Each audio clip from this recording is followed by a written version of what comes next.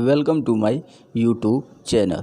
तो दोस्तों, जैसा कि हम रेजिस्टेंस के ही बारे में आज पिछले कई वीडियो में पढ़ रहे हैं, आज भी हम रेजिस्टेंस से रिलेटेड ही एक टॉपिक को पढ़ेंगे। तो आइए देखते हैं हेडिंग क्या है। हेडिंग है कुछ इस प्रकार, effect of temperature on resistance. तापमान का प्रतिरोध पे क्या प्रभाव होता है, आज इसी के बारे में हम लोग पढ़ेंगे। जैसा कि हम लोगों ने पिछले वीडियो में कुछ दो फार्मूला देखे थे, उसको आप लोग देखिएगा अपने स्क्रीन पे। R बराबर रो L/A, और एक और फार्मूला था दोस्तों कि R बराबर ml/Ne² टाउ A। इन दोनों फार्मूले को हमने स्क्रीन पे लगाया है, आप देखेंगे। तो आइए हम लोग शुरू करते हैं कि तापमान का प्रतिरोध पे क्या प्रभाव होता है। हमने पहले ही वीडियो में अपने बताया था कि प्रतिरोध तापमान पे निर्भर करता है, अर्थात मटेरियल का जो टेम्परेचर होता है उसके हिसाब से मटेरियल का प्रतिरोध चेंज हो सकता है। तो ये कैसे होता है और क्यों होता है, इसके बारे में आज हम लोग पढ़ेंगे। तो आइए हम लोग शुरू करते हैं। तो जैसा कि आप स्क्रीन पे अपने देखिएगा, कुछ दो चित्र आपको दिख रहा होगा।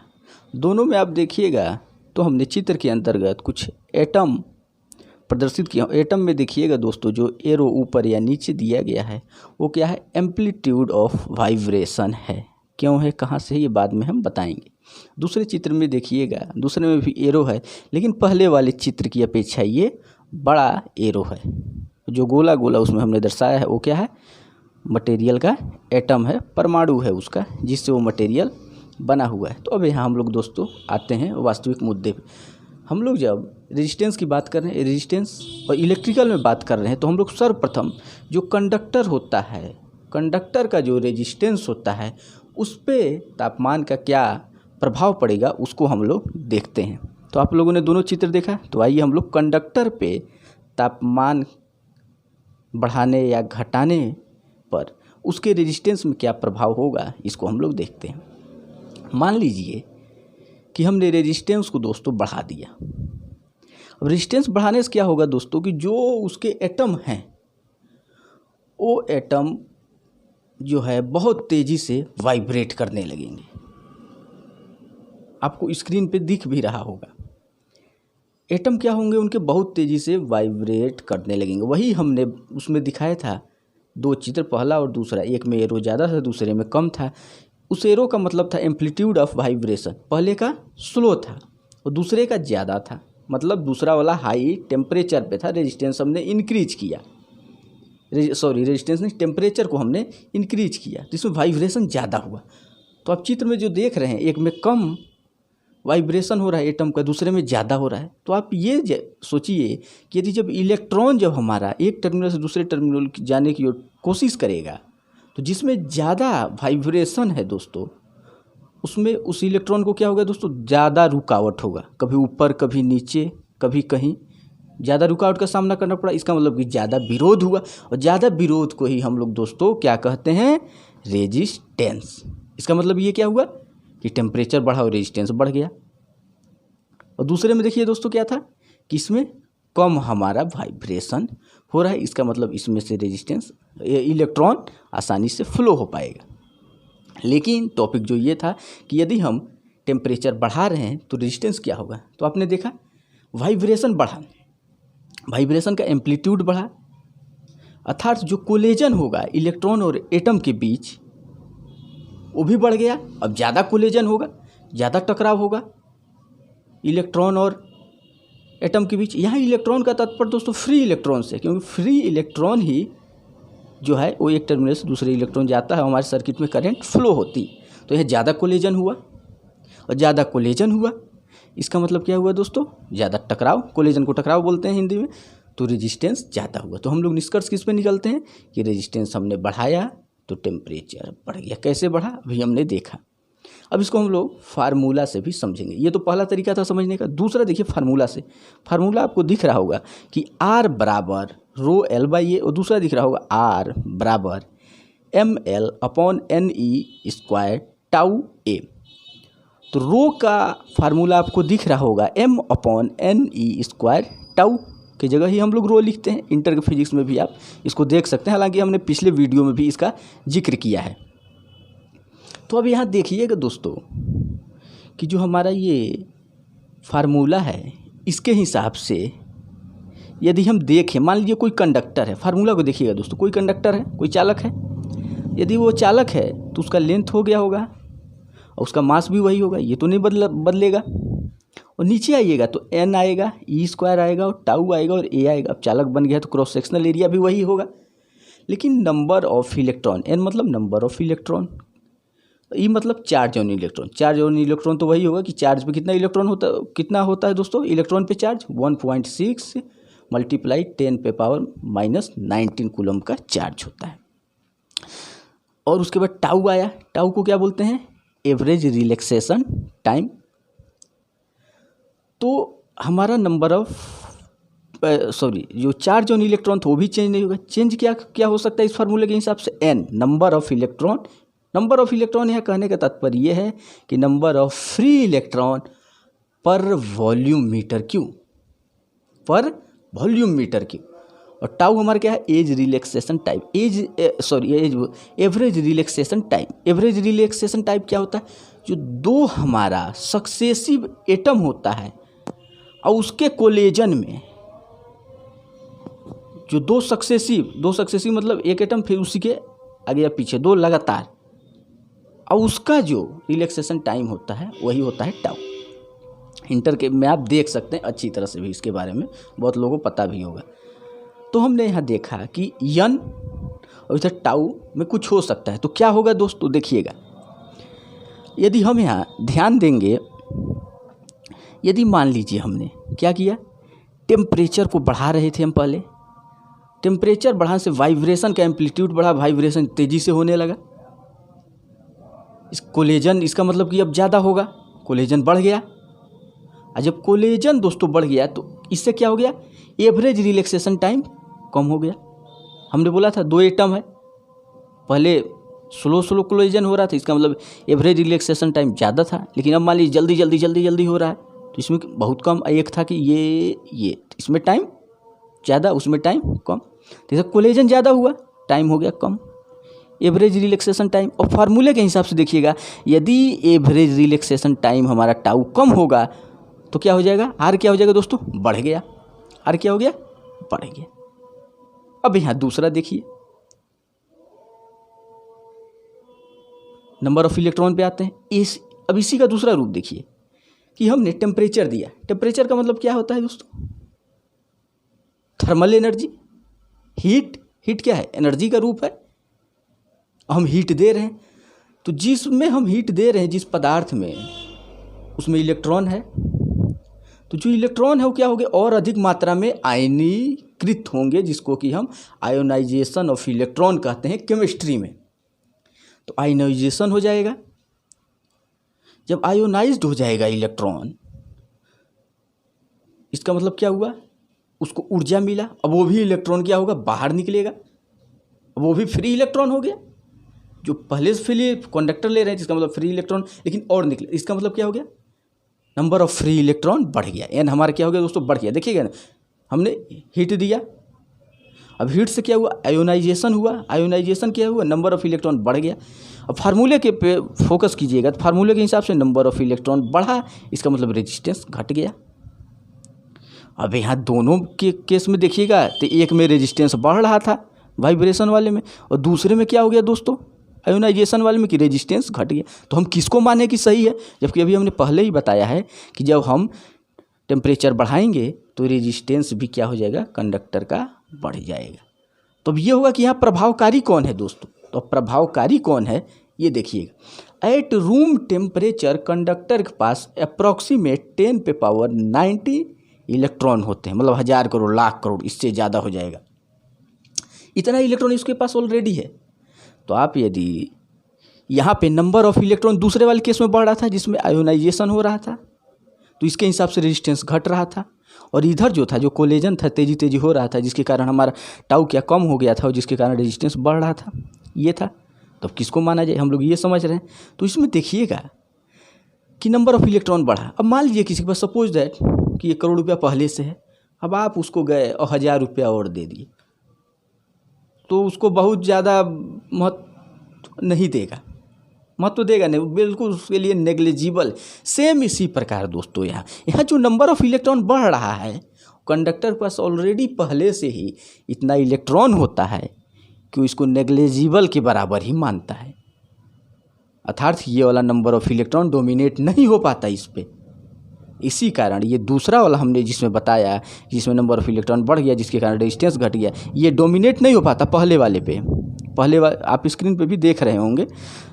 तो इसीलिए हम क्या कहते हैं, पहले वाले को मान लेते हैं कि टेम्परेचर बढ़ाने पे वाइब्रेशन बढ़ा जिसके कारण कोलिजन बढ़ गया, और जब हमारा कोलिजन बढ़ेगा तो हमारा टाउ क्या हो जाएगा, कम हो जाएगा, और जिसके कारण रेजिस्टेंस क्या हो जाएगा दोस्तों, बढ़ जाएगा। तो ये था दूसरा तरीका। तो आप लोगों को समझ में आया होगा, नहीं तो आप वीडियो पॉज करके देखिएगा, आपको पूरा उम्मीद है कि समझ में आएगा। अब चलिए आइए आते हैं अगले में कि अब यदि मान लीजिए कि सेमीकंडक्टर है तब उस पर क्या होगा। चलिए आइए देखते हैं सेमीकंडक्टर में क्या होता है दोस्तों।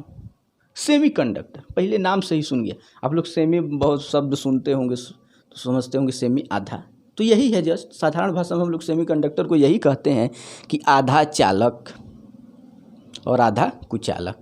जब आधा चालक है तो आधा कुचालक ही होगा, आधा लायक आधा नालायक वाली बात आ गई। तो हालांकि हम जनरली बोलते हैं, सामान्यतः बोलते हैं मैकेनिज्म सेमीकंडक्टर का अकॉर्डिंग टू फिजिक्स बोल लें या इंजीनियरिंग बोल लें, सिद्धांत बोल लें, अकॉर्डिंग टू प्रिंसिपल अलग है, लेकिन है यही, लेकिन है उसका मैकेनिज्म है कुछ, लेकिन हम फिर भी समझते हैं। हम फार्मूले के ही हिसाब से समझते हैं। कोलिजन वाला तो आप लोग सीन समझ गए हैं, तो उसको आप लोग इमेजिन उस पर भी कर सकते हैं। लेकिन यहाँ देखिए, मान लीजिए सेमीकंडक्टर में मुख्यतः सिलिकॉन और जर्मेनियम आते हैं। हालांकि कार्बन भी लोग कहते हैं, लेकिन फिर भी नहीं, सिलिकॉन और जर्मेनियम ही हम लोग लेते हैं। इतना जान जाइए कि सेमीकंडक्टर के पास at a room temperature they have negligible resistance, अर्थात उसके पास नगण्य जो है मात्रा में इलेक्ट्रॉन होते हैं एट ए रूम टेम्परेचर। अब यहाँ मान लीजिए फार्मूले की हम बात बता रहे हैं, जो R बराबर ml/n² टाउ ये लिखे हैं, इस पे आइएगा। अब इस पे के हिसाब से यदि हम देखें तो हमने इसका टेम्परेचर बढ़ा दिया। अब यदि हम टेम्परेचर बढ़ाएंगे दोस्तों तो यहाँ भी दो कंडीशन आएगा। देखिएगा, टेम्परेचर बढ़ाए तो यहाँ भी कोलिजन बढ़ेगा, और कोलिजन बढ़ने के कारण टाउ जो था एज रिलैक्सेशन टाइम कम हो जाएगा, जिसके कारण रेजिस्टेंस बढ़ जाएगा। और दूसरा कंडीशन था कि हम टेम्परेचर देंगे मतलब थर्मल एनर्जी देंगे, तो उससे क्या होगा, आयोनाइजेशन ऑफ इलेक्ट्रॉन होगा, और जिससे नंबर ऑफ इलेक्ट्रॉन बढ़ जाएगा। और नंबर ऑफ इलेक्ट्रॉन बढ़ने का मतलब क्या हुआ दोस्तों, फॉर्मूले के हिसाब से नीचे है रेसिप्रोकल, और R हमारा डिक्रीज हो जाएगा, कम हो जाएगा। अब बात होगी दोनों उल्टा हो गई। तो इसमें प्रभावकारी कौन है, इसमें प्रभावकारी जो दोस्तों होगा वो दूसरा वाला होगा कि R डिक्रीज होगा। अब होगा कि सर कैसे होगा, ये बात ये है कि क्यों नहीं ये पहला वाला होगा।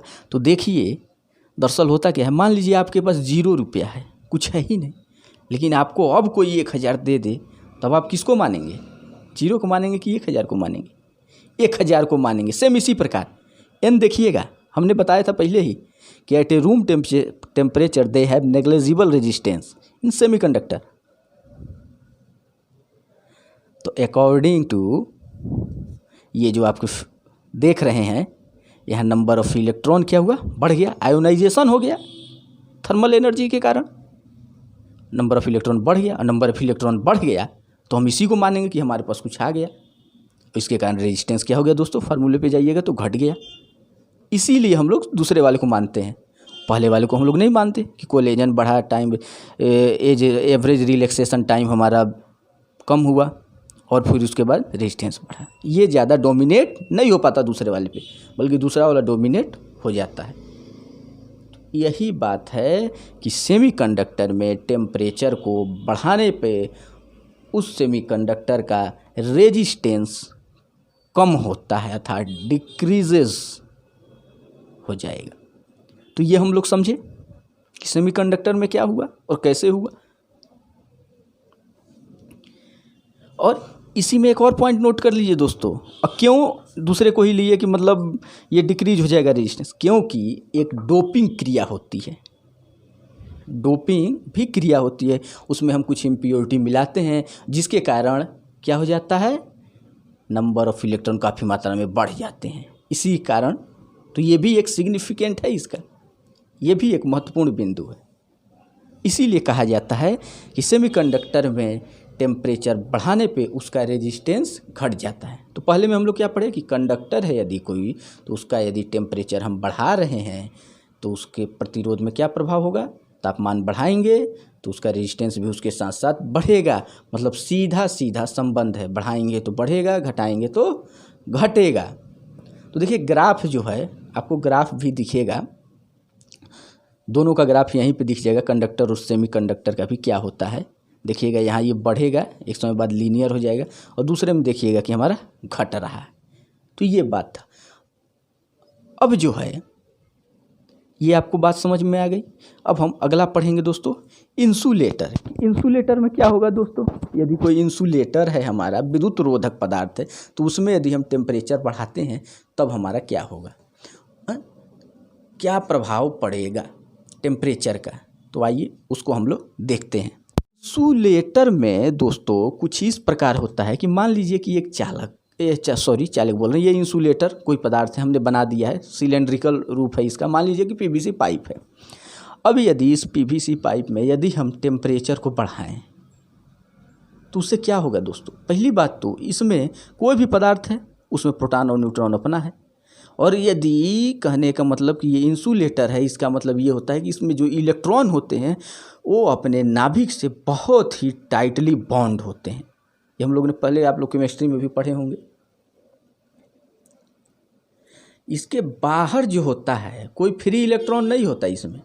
जैसे उदाहरण स्वरूप मान लीजिए कि घर में लड़के होते हैं या जो भी होते हैं, एक जो लड़का है वो अपने गार्जियन के बिल्कुल कंट्रोल में है, तो कहीं बाहर जा सकता है अपने हिसाब से, या किसी के